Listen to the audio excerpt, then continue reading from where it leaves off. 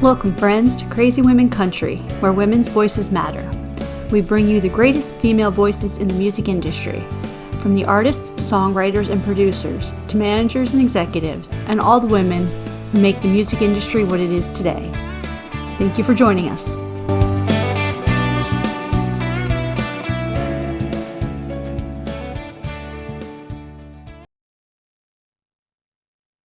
Welcome, friends, to another crazy interview. I'm Donna, and today we have Miss Ashley Wineland. How are you doing? I'm doing good. Thank you so much for having me on today. Oh, it's my pleasure. I'm so glad you could be here. Yeah, no, glad I can too. We're in the midst of rehearsals and everything like that, so I was grateful to be able to carve some time to sit down and talk to you today. Absolutely. Life is crazy. That's how it is, right? Ain't it always? That means we're doing something right, I think. I'm not sure, but I think that means we're doing something right. It makes me feel better to think so. So we'll go down that way. Well, it makes you feel, as a person, it makes me feel productive that. Yeah, there's a lot of things Yeah, going on, a lot of news and a lot of fun things happening. absolutely. So we'd love to start off with the most difficult question ever. Yes. Are you, who is Ashley Wineland? Oh goodness, there's always such a multifaceted question. But to kind of summarize for anybody watching right now who may not be familiar with me and my work, my name's Ashley Wineland. I'm a country music singer songwriter. Home base is Arizona for me, but I tour all across the United States, and I really love storytelling through music and being able to connect with people. And that's why I'm here today, is to talk about all those fun things and to connect with everybody and have a good time. Wonderful. And I'm so glad that you mentioned you were in Arizona because I was going to ask you, weather wise, I know in Florida, the last 2 days we've had this cold snap.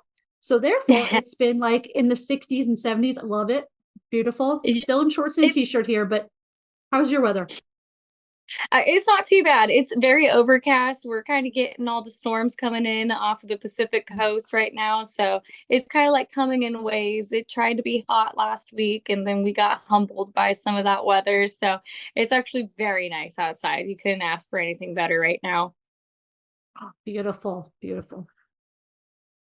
Oh, and of course, compared to where I am, it's a nice dry heat when it is hot. So it's a total different. Oh, always. I hate Mhm. humidity. So it's a joy to not be like steaming as part of that heat. Oh, absolutely.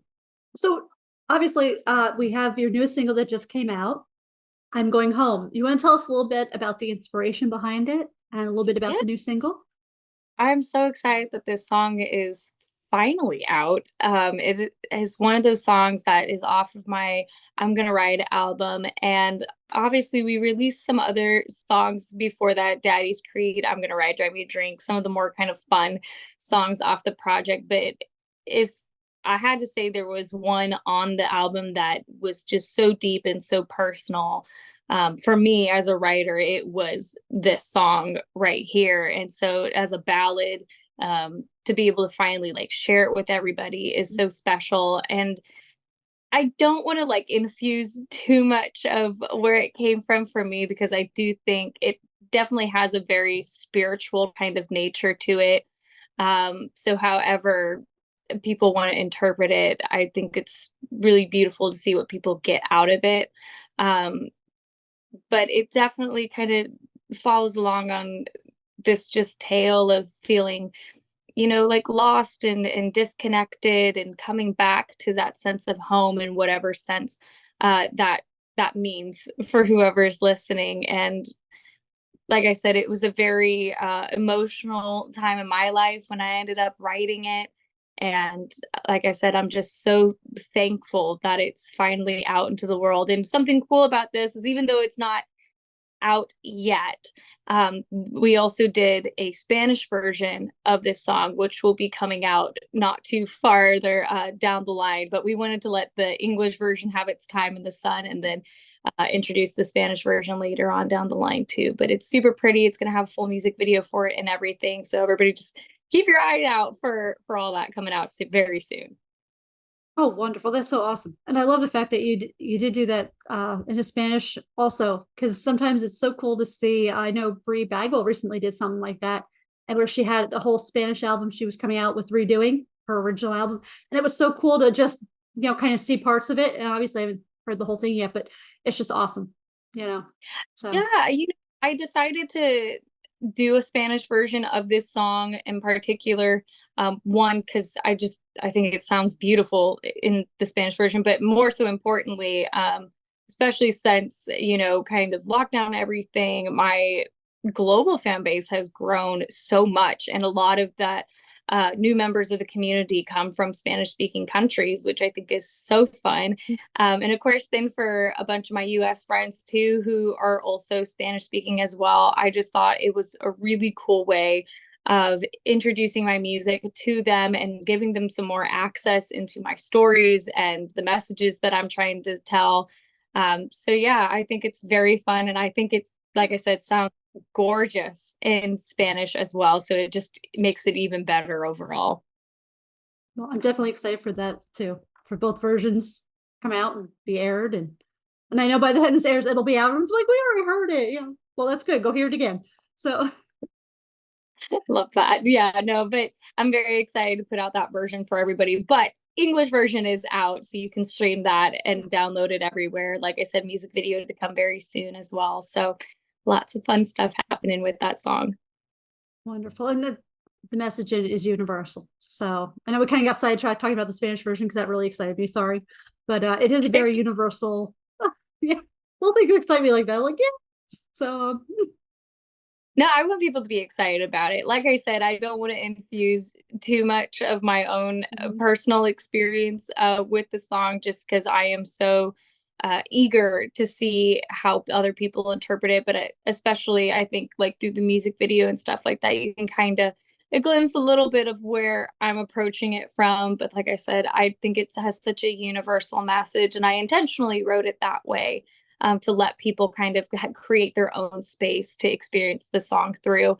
That I'm just really, really excited to see everybody's feedback on it. And like I said, what parts of it that they connect to the most and what experiences in their lives that they connect with this song. So that's the fun part about new music, is just seeing how everybody gets to connect with it and take it with them moving forward.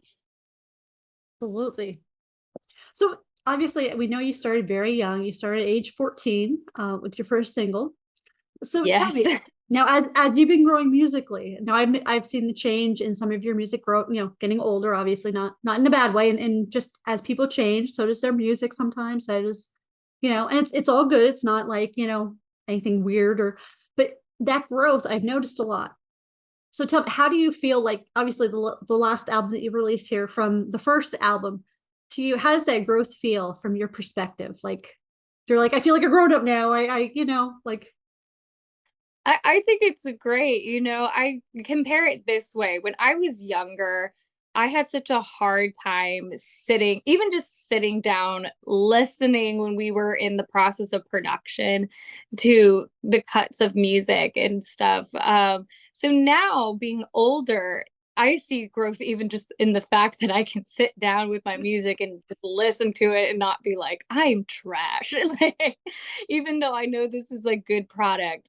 So I mean, just from that sense, the growth of self and being able to look at my work just as a whole with a critical eye, but also not like overly critical, is in itself a huge marker of growth. But I love the stories that I'm writing. I love the people that I'm getting the opportunities to write music with, which when I was younger, I didn't have as much access to. So I've really built up a great team of songwriters that I've had the ability to work with, which has just really allowed me to open up, my opportunities for different stories to tell and different sounds, and allow some really amazing creative minds to kind of step into the process, which is what I think is always so fun about music. Is obviously anything that I put out is a reflection of myself, but there's so many incredibly talented and creative people who go into the process of getting that song from creation to out into the world, final production, that by the end, is it mine? Yes, but it's also so many other people's. So having those opportunities to expand and grow in that sense too have just been really, really special. So as far as that goes, there's so much growth happening in that sector. And of course, vocally as well, as I've gotten older, the voice has matured. I've had more time to experiment with some different things and really find my sound and how I want to deliver that to people. So, yes, overall, in the last 10 years, so much growth. And the fact that I am still here 10 years later, being able to share that with people is just a blessing in itself. I think you pinpointed one of the biggest faux pas or realistic things of the industry is that even when you're putting out a single, it takes a village. It does not just yours. And then that's where collaborating with writers and things like that. It's just it really is. It's your baby, yes, because you're like my baby. I'm putting it out into the world as the voice of it, right? But it's so great that you just luminified the everyone else that it takes to bring it out. Yes, no, it if you try to do everything by yourself, especially in entertainment, uh, you'd have to be like superhuman or like just on the brink of just taking yourself out. It takes so many people to just bring, to your point, even one single into creation for everybody to enjoy through every phase and step of the process. So I'm extremely grateful for my small team. I'm an independent artist through and through. So the small team that I do have, I'm so grateful for them. The other creatives that I get the opportunity to work with as part of that, like I said, they're all wonderful. I'm blessed to have them. And yes, I'm very, very grateful for my village. Well, speaking of your village, who influences you? Females. Tell me about some of the women in your life that have influenced you musically. Musically, I grew up with a lot of like classic and older country. I definitely was raised on a lot of the 90s country too. So I feel like you for from songwriting and just how I tell stories to the sounds that I really enjoy and the powerhouse vocals, you can see a lot of that influence in there. In today's like realm of who's on like the market doing things right now that I really love, obviously I'm a huge Carrie Underwood fan, from anything from that how she performs on stage to how she sings. Growing up with like the Miranda Lamberts and their incredible storytelling skills as well. I feel like I've been touched by all those different artists. But like I said, I even love the Jody Messinas, the Pam Tillises, and beyond that.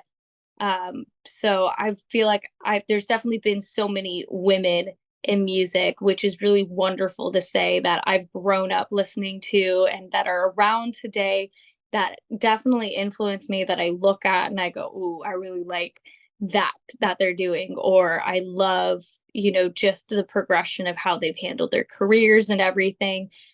So definitely been influenced by a lot, which I think is uh as a creative, one of the most important things to do is to look at multiple different sources and kind of go, ooh, what really stands out about what other people are doing that lights me up inside, and then figuring out how to put my own twist on that so it's a reflection of myself.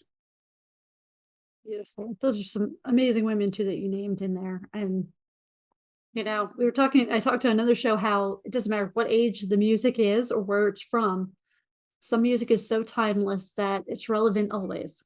And yeah, it might have that classic sound to it, but you bring it out today and it's still relevant. So yeah, I totally and firmly agree with that. I think the best music is timeless, and there's a reason why it sits so well with people, and it comes back decade after decade, generation after generation, and just to see how people interact with it over time. Like my brain kind of thinks towards like Fleetwood Mac and Dreams, and how that's such an iconic song, and then it kind of got a revival last year on TikTok, and just seeing how songs come back around, and watching younger generations interact with older generations music and stuff. To me, it's like if you can do that, then you've got a really great product on your hands. absolutely. Absolutely. Couldn't agree more with you. So would you like to do the 13 crazy questions? Okay, I would have no idea what these are, but I am ready to try to answer them as best as I can. Okay, and I promise we will not get arrested yet. Okay, perfect. Promise, cross my heart, pinky swear, whatever. A tour to go on, so I can't try, you know. There's no getting arrested. We have a tour. Okay, got it. No That's problem. I won't let you get arrested, okay? okay, sounds good. Tell me, do you have any guilty pleasure music on your current playlist? If so, what is it? Guilty pleasure music. I'm trying to think. I've been listening as far as like guilty pleasure. I feel like what's been going through my earbuds a lot lately is Kelsey Ballerini's new album. Um, there's that song. I can't remember the artist right now, but it was all over TikTok. And it's like, if we ever broke up, I'd never be sad. That's been like just the outlier song in like my whole playlist right now that's been going through it. So I guess if I had to say kind of guilty pleasure songs as be in the top. Oh, that's great. Well, okay, so finish this statement. Today, my favorite song is. Today, my favorite song is still Neon Moon by Brooks and Dunn. There's just something timeless about it. Get excited every time I hear it. Great song. That is a great song for sure. So tell me the best concert you've attended. Best concert I've attended. So I actually just had the pleasure of seeing Carrie Underwood on her Denim and Rhinestones tour. And I have to say that was just phenomenal. I've been a huge Wonderful. fan of her. I've seen a lot of her tours, and I think that was just like one of the best ones. Wonderful. So if we haven't caught it, wait, I think she's wrapped it. She just wrapped it up, didn't she? Yes, yeah, I think she Oh, just finished. because I was gonna say if y'all haven't caught one, go catch one quick. But yeah, I I think she's digress. going back Y'all missed it. to Vegas, so there's chances to see it. Uh, okay, so recommend some music for our audience, or even me. A song or music, maybe an album that or artists we need to listen to before we die. Oh, that's such a heavy deal. Some music that I've really been enjoying lately is coming out of the Texas country sphere, especially as far as like women go. Grace Tyler has a song called Greener Pasture. If you haven't heard it, I would highly recommend you going and listening to it. Also, if you love just some like good kind of almost throwback to the 90s sounding modern day country music, Haley Witters is up there too as like women you need to be listening to. May Estes is, I think, definitely on the radar. She's got a fantastic voice, great songwriting, and there's so many others that I could probably name right now. But if I had to list some of the ones that I've been listening to a lot lately that I just think are phenomenal, I would recommend those. Those are all beautiful recommendations. Love them. So tell me something on your bucket list. So something on my bucket list that's been on there for a long time. I'm slowly chipping away at it. Is I would love to go visit every national park in the United States. So that's one of my bucket lists. So let me ask, have you been out to Yosemite and Kings and Sequoia there? I'm going the first time this year, so that's why I ask. I have not been to any of those yet. I've been to like Yellowstone Yeah. and done, like those. Obviously, being an Arizona native, I've definitely visited Grand Canyon and everything. Like I said, I'm slowly chipping away. I've had the pleasure of seeing like Mount Rushmore. So I'm making my rounds. So usually, when I'm on tour and we're nearby and we have some time, I try to stop and say I was at least there for a couple hours if nothing else. But yeah, it's a big goal of mine to try to get to all of them. Absolutely. And if you can take that extra day at a spot before you have to tour, do it because it's absolutely worth it. I mean, they're so beautiful and there's so many beautiful places to see in our United States. It's an amazing place, isn't it? It definitely is. So many beautiful spaces. So if we made a movie about your life tomorrow, Who would you want to play you? Who would I want to play me? I don't know who I'd want to play me. I get a lot of the time that a lot of people say I look like Katy Perry, but I don't know if, like, from an acting perspective, if that would totally line up. Um, I feel like maybe a Keira Knightley could probably like pull it off or something. Just dye her hair a little bit darker and give her We'll call her up tomorrow. We'll get going. get it going. Yeah. We'll get it on it. Yeah. Tell me, do you have a game plan for zombie apocalypse? Do I have a can? I'm not like a doomsday prepper by any means. I definitely have kind of thought through some like options, but I don't really have anything set in stone. So I've, I've gave it some forethought, haven't gave it a ton of consideration. We're hoping it don't get there. That's perfect. My game plan is there's enough other people that have apparently thought this through, and zombies don't like snow, so we're going to Canada to the mountains, and then from there, whatever. Slow 'em I follow down. everyone else. Yeah, Whatever you tell me to do, we're in. I'm good. yeah, no worries. No. So tell us something you would never do, like jump out of a perfectly good airplane to skydive, or something fun like that. I don't know. This gonna sound really weird. I would never eat olives. I have a hate relationship with olives. So if you ever saw me eat one, it's not me. It is some alien duplicate. I can't do it. That is the most unique thing I think I've heard. Like recently, like I'm a pretty um, open-minded person. I'm pretty open to a lot of experiences. So I was like, what is something that like would be never do? That's one of them. okay, so I'm gonna have to ask now because it's not one of the 13 right now, but pizza. What is the worst topping? Obviously, other than olives now. What, in your opinion? Yeah. That's like honestly the I mean, I would be open to trying it. It just kind of turns me off. I would think like anchovies kind of thing as like a topping for pizza. Like would I try it? Probably just to say I did it once, but it doesn't scream like, "Ooh, let's eat that" for me. Yeah, the only way I think I could do that is if we put like a Caesar salad on top of the pizza, maybe. But yeah, no. Yeah, I just wanted to check to see if it was the pineapple yay or nay thing. That was a big controversial.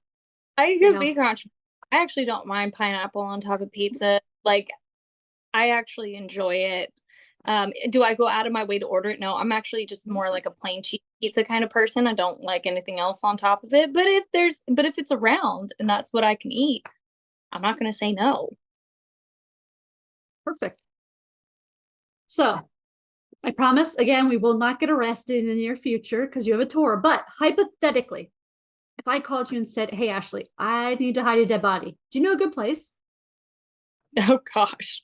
I would probably, I don't know. I feel like I couldn't recommend something great. I would almost just be like, have you watched Dateline? That seems to be like a good place to turn to. Um, but maybe modify it so because those are the ones that they found. Right. So you gotta ones that they don't. My like next train of thought would be to pull like a Breaking Bad moment and dissolve it in the bathtub kind of scene. That's really like the only thing that comes to my mind. Anything else, I feel like you're just on your own there. Well, great advice. I might have to call you. Oh. Oh. So tell us something that you're afraid of. That I'm afraid of. I don't have like any like extreme phobias by any means. Uh, but I guess like I always do have like a fear of, especially before like national anthems, like just something happening where my voice ain't cooperating and just that like terror of something really bad happening in front of a lot of people singing a song like that me mad anxiety. Um, it's which has gotten better over time, but I feel like there's just like if I had to say like, oh, there's something that just makes me stop and so if I feel like that's a possibility of anything happening, it always freaks me out. That's definitely fair. I would be like, yeah, nope, I'm not even singing it. Can I lip sync it? I'm good. Yeah. It's So, the one song so they don't want up in front of people. yes, and I think a lot, before the 90s when Whitney Houston did it and really did it big, it wasn't as big and powerful as it sounded, and then since then it just seemed to evolve even more to that, you know. So Yeah, I mean, especially in the US, it's that one song that everybody knows and everybody knows how it should sound and mhm.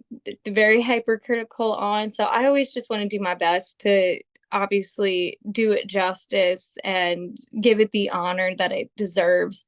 So yeah, anytime that anything feels slightly off going into one, I'm just like, Wow. Well, you do amazing from what I've seen and heard. So yeah. Would you go to karaoke with me? absolutely. They don't usually like me very much at karaoke nights, but I think it's fun. It's usually my place to like go sing songs that I would never put in my show just because it doesn't fit, but that I really enjoy. I would absolutely go to karaoke. All right, maybe we'll have to try that sometime. That's right. Make sure no one brings any good recording devices, because I admit I might be a slightly tone deaf and pitchy, but That's it's hey, all that's good. what it's not there to sound good. It's just there to have fun. The fun, yeah. That's what But karaoke's all. exactly, exactly. I think it was at a Brandy Clark show. She goes, and I think this was over in the Europe tour. Someone had sent me a quick little video, and she goes, "If you can't sing well, remember to sing loud." I'm like, that was great advice. Thank you. I love Like, that. I always tell people when we try to encourage a sing along during the show, I always tell people, I said, listen, if you're like, oh no, I don't sound good, I said, if you get the people around you to sing with you and sing loud and proud, then nobody knows who sounds like the dying cat. You're just all in it together. So there's very power good, in no volume. So very good recommendation, Ashley. I like that one too. Oh, yeah. tell me, if you could be any person like Dolly Parton, or a position like a CEO or surgeon, doctor, maybe, I don't know, who or what position would you want to be for one day and why? Oh, for one day and why? I think for me, I would want to it's gonna sound a little weird, but I would probably wanna work in, like, the veterinary sciences field. Prior to me discovering my love for music, I always wanted to work with animals, and, you know, obviously I pivoted on that when I found music and everything. But I still have a love for animals. I still love watching like all the vet shows on like Animal Planet or Nat Geo Wild. So there's still like a part of me that really, really loves that. And then I also realized in school that chemistry and I weren't friends. So, that kind of squashed any intense desire for me to want to go into the field, but I feel like I'd want to do it just to be like almost like a if I did this instead of where I'm at in life now, what would that look like for me? What would life look like? Just to see. Oh, that would definitely be cool for sure. Because in my day job, I work in healthcare, and I've always loved animals. That's kind of where I always saw myself when I was little. Like, when someone asked me at 5 or 6, what do you want to be when you grow up? I was like a veterinarian. Yeah, that was So I can me. kind of relate. Yeah, Yeah, totally relate. Probably why some days I joke about having a funny farm. We have a bunch of dogs and cats, and it's good. that's It's great. life, I right? love that is. No. So tell me, do you have any words of wisdom you live by? And if so, what are they? Any words of wisdom that I live by? Um, I feel like not any specific like quoted words of wisdom by any means, but I always just try to live by the principle of, I'm capable of more than what I think I can do. some days. I think we all have them where we're just like, I don't know if I can do it. And then you prove yourself wrong. You're like, oh, well, okay, I'm cooler. I could do more Yeah. than I thought I could. So always just remembering that. I always try to remember to give myself some grace too. And when things are feeling like, hey, maybe the gas pedal's a little too hot right now, knowing when to like pull back and how to give myself some time to kind of decompress and find that happy balance between like we're pushing it, right? To try to grow and try to be better, but not pushing it so hard that we're burning ourselves out. And just trying to live by like that happy balance and stuff is really just the principle of how I try to live my life and how I approach my work and everything. Because, you know, I think life is meant to be enjoyed. I don't think you're supposed to be miserable by any means. Um, so obviously we all go through our rough patches, but any ways that we can help ourselves to try to make this life as fun and as enjoyable as we possibly can, even when times are hard, to me is like the pillar of just like what is uber important. Absolutely. I couldn't agree more with you. I mean, 100%. I think sometimes as women, we push ourselves even more.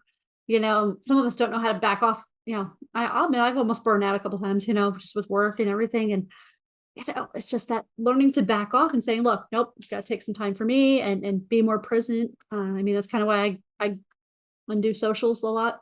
I won't post like whenever, like, so I'll go see someone and be like, hey, let's catch up. And we haven't seen each other for years. Let's post. And I'll be like, yeah. 3 days later, I finally post that picture. But that's what I'm saying, because I just try to detach and enjoy and be present. But can't agree Yeah, more and with I you. the most important thing, especially in today's world where everything is so fast and so instant Mm. and so like, and it wants to be on the internet so bad. It's just like, hey, hands off the wheel, try to be present in the moment, present with the people that you're with. Um, and then just like coming back down to your point to just be here in real time. And even if Yeah. it takes 3 days for you to post, like, hey, I did something really cool, that's Yeah, okay. And like, you're not on anybody's timeline, honestly. Like, you set your own pace. absolutely. Yes, ma'am. And do it all in your own time. So speaking of time, let's talk about right now what's happening. I know you have some crazy tour. You want to talk about it? It's going on. Yeah, so we're getting ready to. Well, actually, we're kind of already in the middle of it, but we're really ramping up. Summer's our busy, busy time of year, so we've kind of already started doing some shows, like in Colorado and everything, and in Arizona for the start of our tour run. But we're getting ready to pretty much be a lot of time in the Midwest this year, and ping ponging all over the United States, showcasing some of the new music I've been working on, and just bringing our show and the entertainment out to everybody. So we're in rehearsals right now, getting everything lined up and set to go, which is super fun. Um, we got a lot of fairs and festivals on the schedule for this year. So for my music loving fans who just love that experience, we got a lot of them for you. And of course, we got some really cool shows lined up too. Like we're getting to open up for the Bellamy Brothers in Minnesota in September. So that's going to be lots of fun, and share the bill at some of these shows with some really wonderful acts. So I'm very excited to get out there. Like I said, try out some new music that we've been working on. Of course, play the original music that's already out there, the fan favorites for everybody, and just put on a nice high energy, entertaining show for everybody so we can all have a good time. Wonderful. So you can check out the links below. I'll have Ashley's website. Check out her tour. Get tickets. Go see her. And yeah, make sure you follow all of her socials as well. And Miss Ashley, you are welcome back anytime. Well, thank you so much for having me. I appreciate you taking the time to sit down and talk to me. And of course, for anybody who's made it all the way to the end here, I appreciate you guys watching too. And I hope you enjoy the music. And I hope you guys have a really wonderful rest of your day, wherever it might be taking you. And until next time, be safe, you guys. Thanks, friends, for joining us. And I don't need to do a closing. Ashley just did it. So have a great day. See y'all next time. Bye. Bye.